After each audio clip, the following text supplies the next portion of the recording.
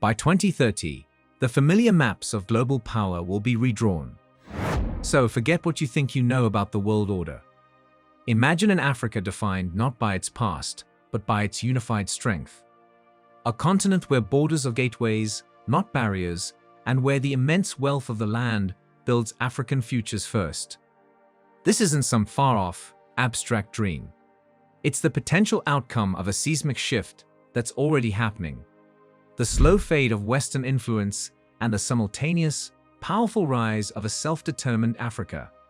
The tectonic plates of geopolitics are grinding, and a new world is emerging.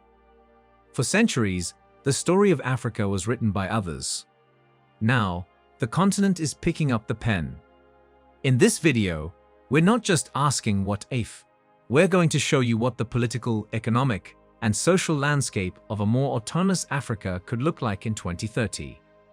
We'll explore a future that's closer than you think. One being built today in the boardrooms of Accra, the tech hubs of Nairobi, the policy chambers of Addis Ababa, and in the minds of 1.4 billion people. This is the story of a continent taking control. To understand where Africa is going, we have to be honest about where it's been. For centuries, the continent's path has been shaped, and often shackled, by outside forces. It's a story that begins with the raw wounds of colonialism, an era of extraction that carved up the continent with artificial borders. But the end of colonial rule wasn't the end of the story. It was just the start of a new, sneakier chapter. This new chapter is often called neo-colonialism. It's a complex web of control that doesn't use flags and governors, but finance, debt, and diplomacy. For decades, the story was one of dependence. Western-led institutions like the IMF and World Bank offered aid and loans, but often with strings attached. These conditions, packaged as good governance or structural adjustments, frequently forced African nations to privatize their own assets, cut public spending, and open their markets on unfavorable terms. The result was a vicious cycle. Nations rich in resources stayed poor, their economies engineered to serve foreign interests, exporting raw materials for low prices only to import expensive finished goods. Think of it like this. A country exports raw cocoa beans for pennies, and in return, imports chocolate bars at a premium. It exports crude oil, but lacks its own refineries, forcing it to buy back its own gasoline on the international market. This wasn't an accident. It was a design. A design where the real value and profits were added somewhere else, locking dependency in at home. But the tide is turning. We're living through a massive realignment of global power. The world is no longer unipolar, dominated by one bloc. It's rapidly becoming multipolar, with new centers of gravity in Asia and the global south. This has created an unprecedented opening for African nations. They're no longer stuck with just one set of partners. The rise of China, India, Brazil, Turkey, and others has created a competitive marketplace for diplomacy and development. African leaders now have options. They can negotiate, choose, and build partnerships based on their own strategic interests, not the commands of former rulers. This shift is happening just as Africa's internal strengths are hitting critical mass. The continent is on the verge of a demographic miracle. By 2030, young Africans are projected to make up a staggering 42% of the world's youth. This isn't just a number, it's a wave of energy and ambition. This generation is the most connected and educated in African history, and they aren't waiting for permission to innovate. From Lagos to Kigali, they're building companies, creating tech, and changing the economic landscape from the ground up. At the same time, a Pan-African revolution in thinking is taking hold. The African Union's Agenda 2063 isn't just a policy paper. It's a declaration of intent for a united and prosperous Africa. Its crown jewel, the African Continental Free Trade Area, is the most transformative economic project on the continent. It represents a collective decision to tear down colonial-era barriers and build an integrated market of over 1 billion people with a combined GDP of $3.4 trillion. This is the stage for the Africa of 2030. It's a story of a deliberate decoupling from old systems of control and a determined turn inward, toward continental unity and self-reliance. This isn't about isolation. It's about changing the terms of engagement. It's about Africa finally sitting at the global table, not as a subject of discussion, but as a power in its own right. Imagine a world where the biggest decisions for Africa's future are no longer made in Paris, London, or Washington, but are forged in the African Union headquarters in Addis Ababa. This is the emerging political reality of Africa in 2030. It's a continent in the midst of a quiet, determined political revolution, one of institutional construction and the assertion of a unified, sovereign will. So, what does this new political landscape actually look like? It's taking shape around a few foundational shifts that are rewiring the continent's governance. First is the growing strength of African institutions. For much of its history, the African Union, AU, was seen as a talking shop, often criticized for being unable to enforce its decisions. By 2030, that perception is changing. The AU is evolving into a more assertive body. Through ongoing reforms, it's aiming to be more focused and effective, bolstered by increased self-funding from member states to reduce reliance on external donors. A key area of this change is peace and security. The mantra, African solutions for African problems, is becoming an operational goal, with the AU's Peace and Security Council aiming to be the first responder to regional conflicts, reducing the pretext for foreign military interventions. Working alongside the AU is the African Development Bank. By 2030, the African Development Bank has solidified its role as a premier development finance institution, increasingly funding the kind of transformative, cross-border infrastructure projects that physically knit the continent together. This growing financial independence is crucial. It means development can be driven by the continent's genuine economic needs, not the geopolitical whims of outside powers. The second shift is the African Continental Free Trade Area as a political unifier. While its economic impact is huge, its political genius might be even greater. By 2030, the African Continental Free Trade Area is more than just a trade agreement.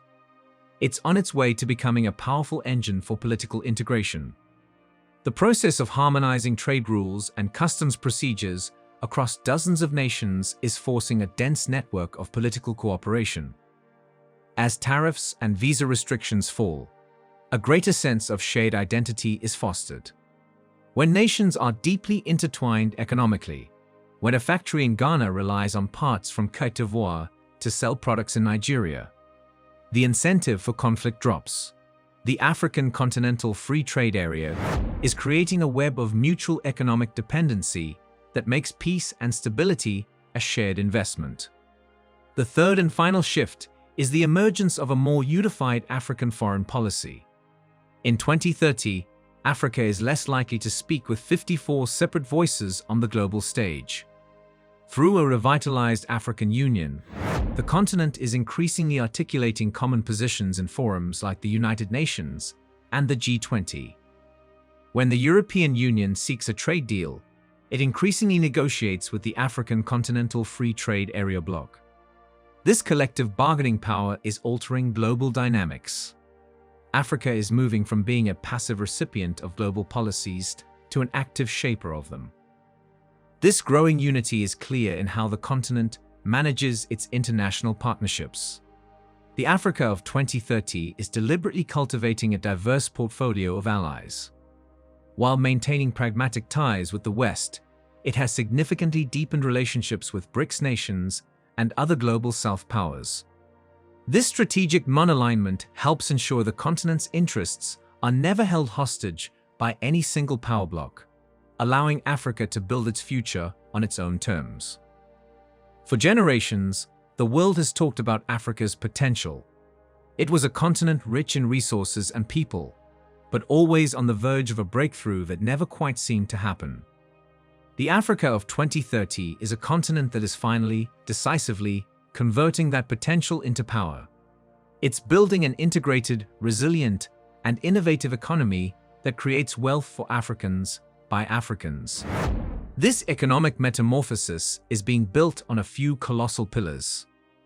The first, and most transformative, is the unleashed engine of intra-African trade. For decades, trade between African countries languished at around 15% of the continent's total commerce, a legacy of colonial infrastructure designed to ship resources out, not connect neighbors. With the African Continental Free Trade Area in motion, this is beginning to change. The goal is ambitious. African leaders have pledged to push this figure to at least 50% by 2030. According to the World Bank, a fully implemented African Continental Free Trade Area has the potential to raise real incomes by up to 9% by 2035. Imagine this. A tech startup in Kigali develops agricultural software. That software runs on devices assembled in Lagos, using chips from Morocco and cobalt from the DRC. The final product is then sold to farmers from Kenya to South Africa. That entire value chain, from raw material to final service, exists within Africa. A critical tool making this possible is the Pan-African Payment and Settlement System, PAPS. This platform allows African businesses to trade in their local currencies, ditching the costly need to convert to dollars or euros for every transaction. As of mid-2025, PAPS is operational in 16 countries, with over 150 financial institutions connected or in the process of connecting, and is expanding rapidly. The second pillar is an African industrial revolution, aimed at finally ending the resource curse. For a century, Africa's role was to supply raw materials. That role is being rejected. The mantra is no longer export, but process, manufacture, create. For instance, Ghana and Côte d'Ivoire, which produce over half the world's cocoa, are making strides in processing more beans at home, though the majority are still exported raw. The goal is to move up the value chain and export finished, high-value products globally. This shift is most critical for the minerals powering the green energy transition. Africa holds a huge portion of the world's cobalt, lithium, and manganese. In the past, these would be dug up and shipped away. Now, African nations are leveraging their position, demanding local value addition. Investment is flowing into building refineries and manufacturing plants on African soil. The continent is no longer just providing the ingredients for the green revolution. It's building the capacity to manufacture the finished products, capturing more of the value and creating skilled jobs. The Made in Africa label is becoming a symbol of quality and innovation. The third pillar is the demographic dividend. Africa's youth are its greatest asset. By 2030, the continent's under-18 population is projected to reach 750 million.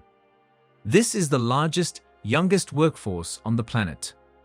A vibrant ecosystem of startups has emerged in tech hubs from Cape Town to Cairo, especially in fintech, where Africa is a world leader in mobile payments.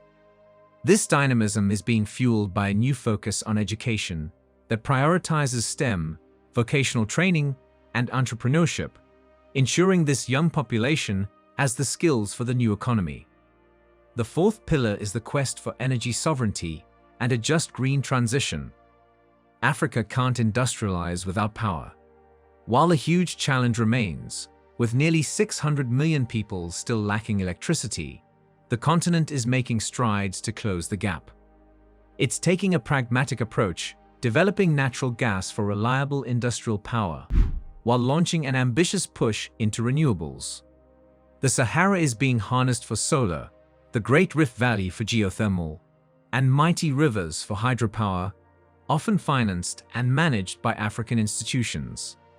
The goal isn't just to power industries, but to achieve universal electricity access, positioning Africa as a leader in sustainable development. Beyond the shifts in politics and economics, the Africa of 2030 is defined by a deep transformation in its culture and society. As the continent steps out of the shadow of Western cultural dominance, it's experiencing a renaissance, a powerful reawakening of identity, creativity, and confidence. At the heart of this is a narrative revolution. For decades, the story of Africa was often told through a Western lens, focused on poverty, conflict, and disease. By 2030, Africa is seizing control of its own story. A vibrant, continent-wide media ecosystem has blossomed. Pan-African news networks and streaming services are producing high-quality content that reflects the true dynamism and diversity of the continent. Nollywood and other film industries are telling African stories to global audiences, winning awards and shaping culture. African music genres are dominating global charts. This cultural confidence has a profound impact. It instills pride, shatters old stereotypes, and builds a shared Pan-African identity. This reawakening also extends to knowledge and ideas, with a powerful movement to reclaim and integrate indigenous knowledge. For generations, traditional African wisdom in agriculture, medicine, and ecology was dismissed. Now, there's a growing recognition that these systems hold vital, time-tested knowledge for sustainable development. Universities are integrating this wisdom with modern science. Agronomists work with farmers to revive native drought-resistant crops. Medical researchers study traditional herbal remedies to develop new pharmaceuticals. This fusion creates solutions that are not only innovative, but also perfectly suited to the local context. The physical landscape is also changing, driven by thoughtful urban transformation. Africa is one of the fastest urbanizing places on Earth. In the past, this growth was often chaotic, but the Africa of 2030 is pioneering a new model of urban development. New smart cities and revitalized centers are being designed with sustainability and people in mind. There's a focus on building walkable cities with efficient public transport, green spaces, and resilient infrastructure, drawing inspiration from traditional African architectural principles to create communities that foster social harmony. Finally, the societal fabric is being rewoven by a redefined role for the African diaspora. For decades, the diaspora's main contribution was seen as remittances sent home. While still important, that role has evolved. A brain gain is underway. Highly skilled professionals, entrepreneurs, and academics are returning to the continent, bringing capital, global networks, and expertise. They are founding tech companies, leading universities, and investing in new industries. This reverse migration creates a powerful two-way bridge, connecting the continent to its global family and injecting a fresh wave of innovation into every part of society. Now, let's be real. Painting a picture of 2030 as a perfect utopia would be a disservice to the complex reality of this transformation. The road to a self-determined Africa is not without major obstacles. The progress we've explored is monumental, but it comes with serious challenges that have to be navigated with wisdom and grit. The first major challenge is institutional capacity and political stability. While the African Union is getting stronger, the ability of national governments to implement these ambitious policies is still uneven. Decades of underinvestment in public institutions can't be reversed overnight. In some regions, political instability and extremism remain a very real threat. The success of the 2030 vision depends on African states strengthening their governance, ensuring the rule of law, and managing internal conflicts without creating vacuums for new forms of foreign interference. The second critical challenge is financing the transformation. While Africa is mobilizing more of its own resources through institutions like the African Development Bank, the scale of its development needs is immense. Reducing reliance on Western capital is a strategic goal, but it leaves a financial gap that must be filled. The continent has deepened its financial ties with partners in the Global South, but this carries its own risks. Africa must be vigilant to ensure these new partnerships don't just swap one form of dependency for another.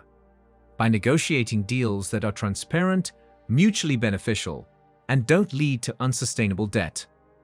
Finally, there's the challenge of global integration on Africa's own terms. A self-reliant Africa doesn't mean an isolated Africa.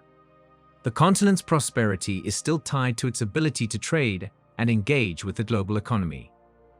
The challenge is to manage this from a position of strength, not weakness. This means negotiating fairer trade agreements, protecting new industries when necessary, and making sure that global rules on everything from climate to digital governance reflect Africa's interests. The continent must continue building its collective bargaining power to ensure it's not just a rule taker in the international system, but a rule maker. These challenges are formidable, but what's different about the Africa of 2030 is its growing capacity to face them. A more united and economically integrated continent is far better equipped to tackle these issues than a fragmented collection of states. These aren't reasons for despair, but the defining tasks for a continent that has finally taken its future into its own hands. The power of a unified vision and the determination of its people. We've journeyed through a potential future defined by political sovereignty, where decisions are made by Africans for Africans. We've witnessed an economic metamorphosis, turning potential into power. And we have seen a cultural reawakening, with a continent confidently telling its own story. This isn't a prophecy of a flawless paradise, but a vision of a continent that is finally breaking the shackles of the past to embrace the boundless possibilities of its future. The era of external control is fading. The dawn of African self-determination is here. The destiny of a continent and the future of the world is being rewritten. But this vision isn't set in stone. It's a living project, and it invites a conversation. What do you believe is the most critical step for Africa to fully realize this 2030 vision? Is it political unity, industrial development, or cultural renaissance? Share your thoughts in the comments below. Let's build this conversation together. And if this vision for the future inspires you, make sure to like, subscribe, and join us as we continue to explore the forces shaping our world.